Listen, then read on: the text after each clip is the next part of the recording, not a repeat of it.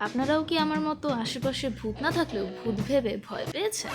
Well, give me some time to tell my story. আমার ভূতের উপর কোনো বিশ্বাস নেই।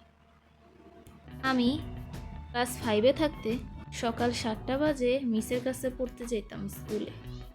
এটা আমার বাসা আর এটা আমার স্কুল।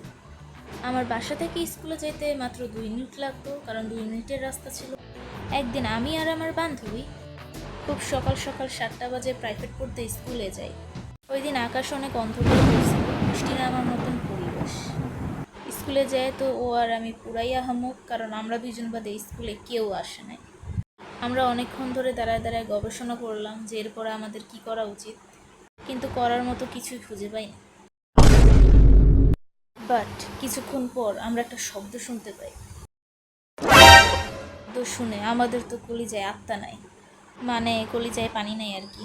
তো যাই হোক, শব্দ শোনার পর যে দৌড়টা দিছিলাম, মানে